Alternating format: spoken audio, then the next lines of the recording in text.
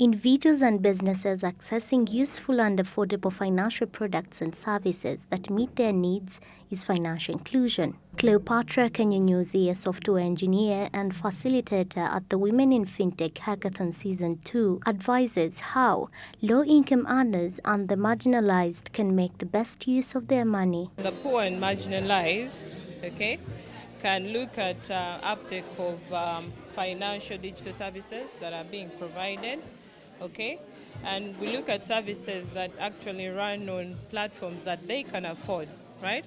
Like, for example, the basic feature phones. If you look at Uganda, the price for a feature phone is like around like 30,000. So the price is really quite relative. So if somebody has access from like the mentioned groups, has access to like a tool like that, like a phone that can help them access some of the wonderful systems that developers creating for them, then they can start engaging and interacting with the different services there.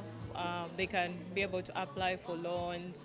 They can be able to save their money. We have for example, MTN's More Cash, right? And then I also know about Airtel's Wewole, where you can get a loan. I think MTN also provides loan services, right? So not just looking at the telecos, but we have other digital financial service providers that are actually going out there and are creating platforms that are trying to get everybody involved. For financial inclusion to be affordable for everyone, service providers should minimize the costs. Financial inclusion, first of all, we have to provide services that are affordable, Affordable, if the target market is like upscale, then they'll definitely afford high-end products. But that doesn't mean that you should create low substandard products for people from low-income status. You also have to find a way of tailoring the products to meet their needs, Still provide them with the financial services, but at a rate they can afford. And then also inform them, make them aware. Like, it's also of core importance for the digital financial service providers to be transparent enough to their target groups, especially the low-income earners, the poor and the marginalized group, right? They have to educate them, create awareness about their products. High People advocates for affordable and transparent financial inclusion. High People is keen to promote adoption of secure digital financial services because of their vital role in promoting financial inclusion. For us, financial inclusion starts at making sure, one, innovations in the financial space are digitized, they are affordable, they are seamless, but above all, they are secure. Because we need to be sure that the users of these services have confidence in using the systems and are aware that their money and their transactions are kept in a manner that they most want it to be treated. The other is ensuring that in the end, digital financial services deliver value of what ideally fiat currency would deliver for everyone. I am paying something for 10,000 shillings using mobile money. It shouldn't be more expensive for me than paying for it using cash. So we are advocating for ensuring, one, government, the regulators, the other players like donors and funders, the non-government organizations, the mobile money service providers, the banking service providers, and the entire DFSP space come together in one, creating interoperable payment switches and schemes. By this, it means that we are collaborating, creating the rails and the rules of the technology. So we're not spending so much in creating so many silos and nodes of different installations, all serving the same purpose. So as long as we're able to save from a point of investing in technology, building the rails and the rules, then it becomes very easy for us to have financial services delivered to the end consumer in an affordable manner. We are believers and are builders of an economy that includes and benefits everyone. While mentoring teams, Damali Ssali, founder and author Ideation Corner, advised participants to invest time in research and use of the internet, for it will help them understand and expand the market, as well as knowing their product solutions competitors. Let me see, getting an idea onto the market without reinventing the wheel. I think what you probably would need to do is to do a lot of research.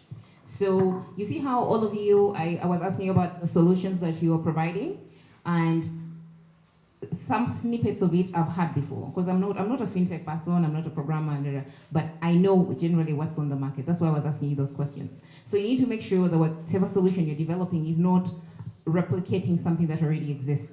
So imagine you spend all this time trying to develop something, and it's taking you a lot of time to develop it. You spend a year, in there, and then only to get to the market and find that actually there is another solution on the market that's been running for the last 4 years. So you need to do quite a lot of research. The way to do it is to be involved in your spaces.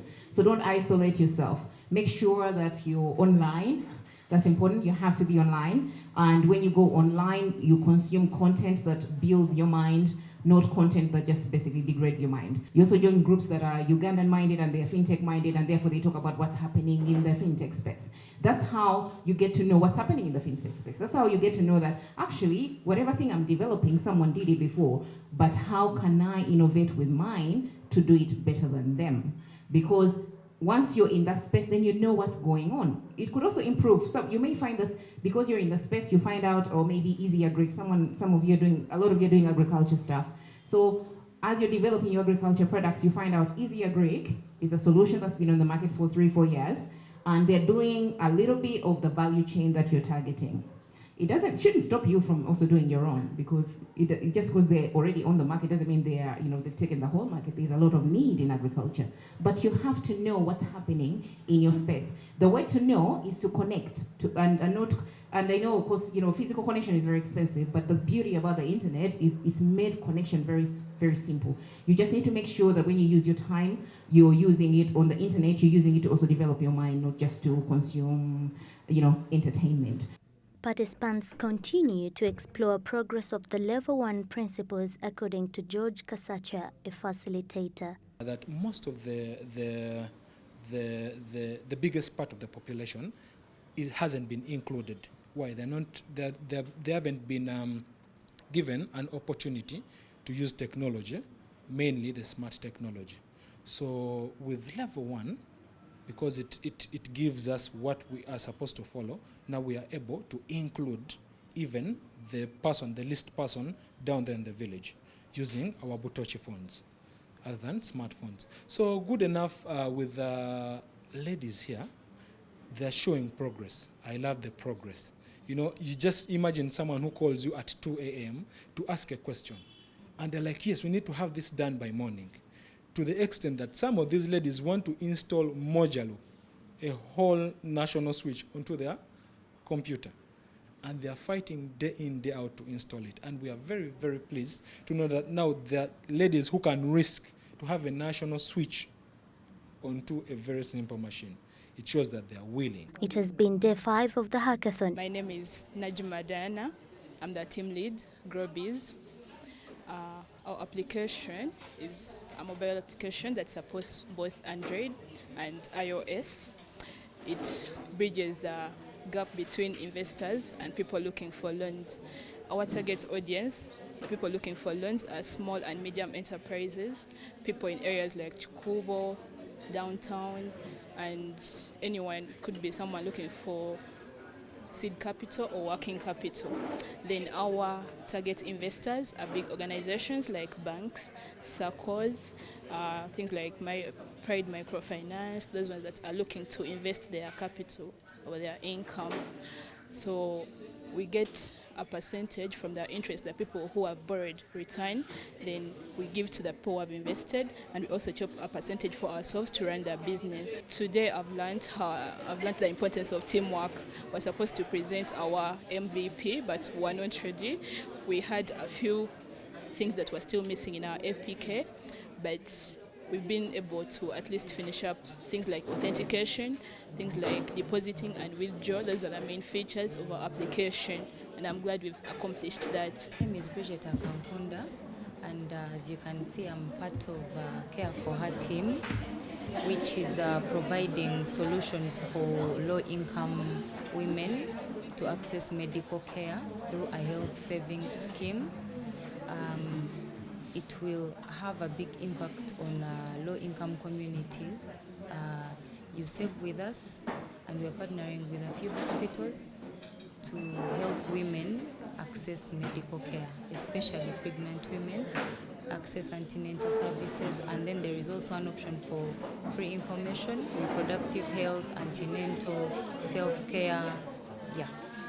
And today was actually a big take home because of the financial inclusion, the digital financial inclusion, which is a topic I've been interested in for a while. And Cleo kind of shedded more light on how to make our application inclusive of everyone in the community, people with disabilities, refugees, generally the whole community. And yeah, we learned a lot today, and we are hoping to incorporate that in the application. Eunice Namugenyi, the team lead of Kuzimba Services. What is Kuzimba? Kuzimba is an online web platform that provides access to different building materials, but as well give you access to professional building services. For example, the painter, the architect, the surveyor, and all these people. So if we are to include all these people onto one team, we have to develop an e-payment system that will make cash flow easy for people to make transactions. Like if a buyer purchases a material, they can click on any item that they want on the site. Then of course their cart keeps on developing, and then they can also ask for any service provider that they need. My name is Nakaiza Shamim. My team is Tegeka. We are working on a circle. My team is Tegeka. We are solving a problem of, we identified a problem of circles that are collapsing. Some are struggling. Those that are surviving are still struggling with problems like fraud, poor governance, people run away with money, and many others. So the reason as to why we came up with Tegeka Investment Lab is to solve the circle problems. Yeah. So one of the things we identified was that at many workplaces, people come up with their circles. In families, people come up with their circles, but then they end up collapsing. People end up running away with money. Some leaders don't have the good leadership skills. So we are here to address some of those problems. What I have learned today is I have learned how to design an ER diagram. I also some time back learned how to draw a mind map that gives you the high level overview of your system. And the major thing that I've noticed about this hackathon is that they have taught me how to plan before coding. The Women in FinTech Hackathon is sponsored by High People under its Include Everyone program in partnership with Crosslake Take, Mojalope, Modusbox, and the LevelOne Project. Rita Cabanyero, Smart 24.